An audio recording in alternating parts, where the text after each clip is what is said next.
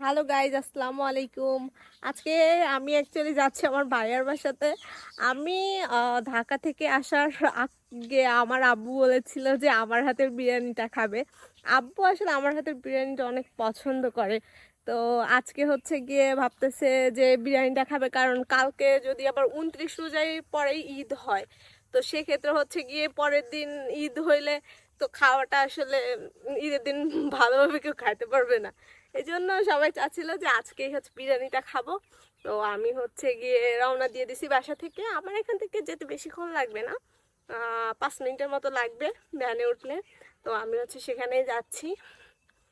তো আমাদের বাসা থেকে 2-3 সেকেন্ড হাঁটলেই আমাদের মেইন রোড পড়ে, সেখানে যাচ্ছি আর কি। এই যে আমাদের মেইন রোড ধরে হাঁটতেছি, এটা হচ্ছে আমাদের বাসার সামনে। বাসার সামনে থেকে এরকম বাসা থেকে হেঁটে এসে এরকম মেইন রোড পড়ে, মেইন রোড থেকে আর কি ভ্যান নিয়ে যেতে হয়। ওখানে আমাদের বাজার আছে, বাজার হচ্ছে ভাইয়ারা থাকে মূলত। তো আজকে আমি হচ্ছে আপনাদের সাথে মূলত শেয়ার করবো যে আমার বিরিয়ানির রেসিপিটা কেমন, সেরকম। তো সাথে থাকেন।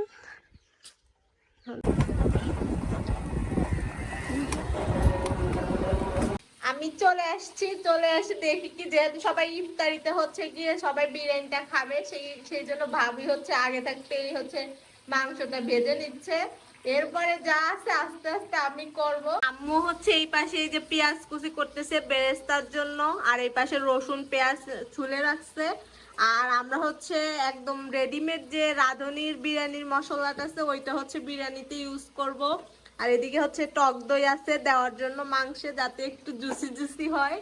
এই আর কি সবকিছু মেক করতেছে যে তাড়াতাড়ি যেন ইফতারির আগেই হচ্ছে আমরা যেন সবকিছু গোছায় উঠতে পারি। দেখা যাক কি হয়, ইফতারি সঠিক টাইমেই একদম বিরিয়ানিটা বানাইতে পারি কিনা। এই মাংস কতগুলা হচ্ছে গিয়ে হয়ে গেছে, এখন এই বাকি অর্ধেকটা দিছি। এখন এইটা হইলে আর কি এটাকে মশলা দিয়ে ম্যারিনেশন করে রেখে দিব। আর এই পাশে হচ্ছে চালটা যখন মানে পানিটা যখন গরম হয়ে যাবে তখন হচ্ছে চালটা দিয়ে দিব বলক আসলেই। তো সেই পর্যন্ত অপেক্ষা করতেছি। আর মাংসটা হচ্ছে আমি উল্টায় দিচ্ছি, এক পাশ হয়ে গেছে। তেল দিয়ে মানে সিটে উঠতেছে, আমার মুখে মনে হয় কি ফুসকা পড়ে যাবে। যাই হোক, দেখা যাক যে আজকে বিরিয়ানিটা কেমন করতে পারি। আজকে যদি সবাই হতাশ করি তাহলে তো আমার একদম আমার পচায় আমার ভাই শেষ করে ফেলবে। ভাইয়া হচ্ছে শুধু রান্নায় করে শুধু ভুল ধরবে যে কে কি ভুল করছে, এটা হচ্ছে তার কাজ। মাংসটা কড়াইতে দিয়ে দিতেছি। এরপরে হচ্ছে যে বিরিয়ানির মশলাটা আছে এটা দিয়ে দিতেছি।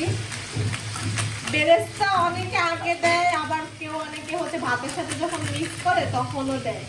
তো আমি হচ্ছে বেরেস্তাটা ভাতের সাথে যখন হচ্ছে গিয়ে চালের সাথে মিক্স করবো তখন দিয়ে দেবো।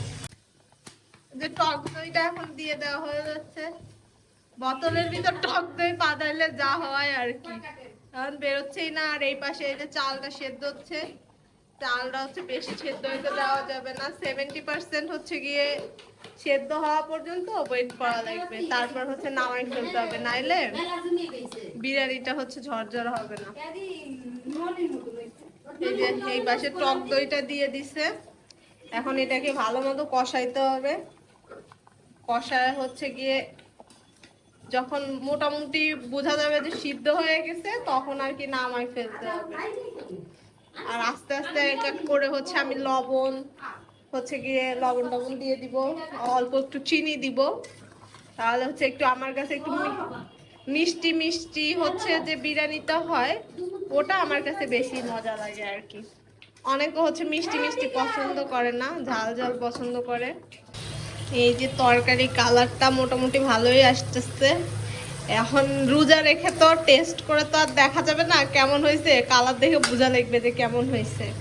তো আর বেশিক্ষণ না, আর হচ্ছে গিয়ে 5-6 মিনিট এইভাবে কষায় পরে হচ্ছে নামায় রাখবো। দেখি সস কেন দিব, চিনিও দিছি দইও দিছি।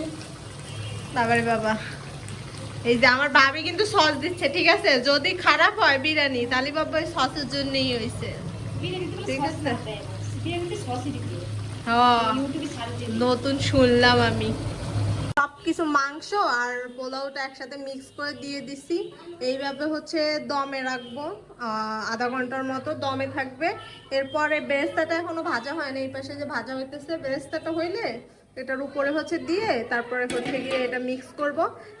এই যে আমাদের বিরিয়ানি রান্না করা শেষ, লাস্টে এরকম হয়েছে। এখন সবাই ইফতারিতে এটা খাবে। আসলে ইফতারিতে বেশি কিছু আয়োজন করা হয়নি, বিরিয়ানি খাবে সবাই, এই জন্য। এটা হচ্ছে আমাদের বিরিয়ানি রান্না হয়ে গেছে, মোটামুটি ভালোই ঝরঝরা হয়েছে। টেস্টও করলাম ইফতারি করে, মোটামুটি অনেক ভালো হয়েছে। আপনারা আমার মতো করে ট্রাই করতে পারেন, কিন্তু হিসাব করে সবকিছু না দিলে তো চিনি দিবেন, তো লবণ দিবেন না, লবণ দিবেন তো হলুদ দিবেন না। আমার মতো করে কেউ ট্রাই করেন না। আমি আর কি মজা হিসাবে আপনাদেরকে দেখাইলাম যে আমি আসলে কেমনে রান্না করি। একটু মেসি আকারেই হয়ে গেছে সবকিছু আজকে।